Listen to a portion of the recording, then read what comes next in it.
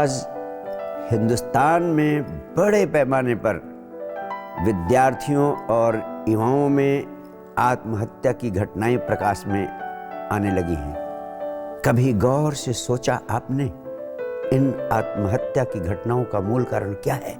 ये विद्यार्थी, ये युवा अपनी जिंदगी के खिलाफ नहीं है, फिर भी कुछ बातें महत्वपूर्ण हैं। विद्यार्थियों और युवाओं के भीतर महत्वाकांक्षाएं हैं, प्रतिस्पर्धा है, ईर्ष्या है, बड़ी बड़ी आकांक्षाओं को पूरा करना चाहते हैं। और जब इस जिंदगी में उन्हें ऐसी सफलताएं मिलती हुई दिखाई नहीं पड़ती हैं, उनके जीवन में निराशा प्रवेश करती है और उनका मन जो तरह तरह के जाल, तरह तरह के सपने, तरह तरह की आकांक्षाएं उनके भीतर पैदा करता रहता है, उन आकांक्षाओं के पूरा होने की संभावना जब समाप्त होने लगती है तो जिंदगी को ही समाप्त कर देने का विकल्प उनके सामने खड़ा हो जाता है।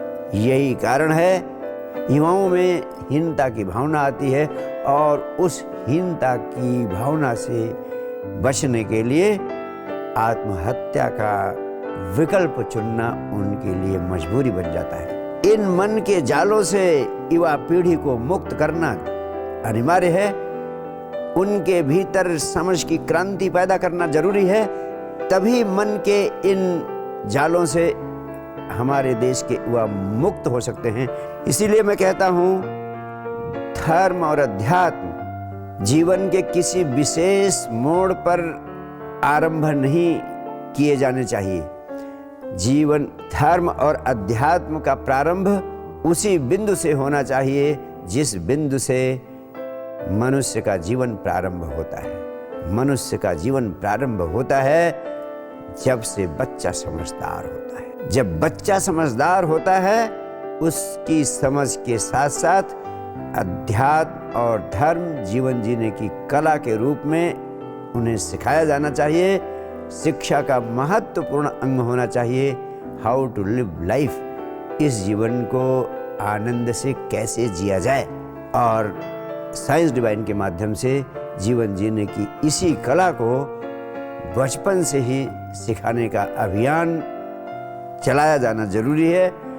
इसीलिए मैं कहता हूँ, nurturing childhood with love and meditation, बचपन से ही ध्यान और प्रेम की दीक्षा तथा आधुनिक ज्ञान और विज्ञान की विश्व स्तरीय शिक्षा। बच्चों को बचपन से ही ध्यान और प्रेम की दीक्षा उपलब्ध कराई जाए तो निश्चित रूप से बच्चे मन के इस प्रकार के जालों से मुक्त हो सकेंगे। महत्वाकांक्षा का जहर, ईर्ष्या का जहर, गला घोंट प्रतियोगिता का जहर और आधुनिक युग की तमाम सारी मानसिक बीमारियों का जहर जो उनके भीतर पैदा हो रहा है, उसे रोका जा सकेगा और देश के युवाओं को अशांति, तनाव और आत्महत्याओं से पैदा होने वाली विभीषिका से बचाया जा सकेगा।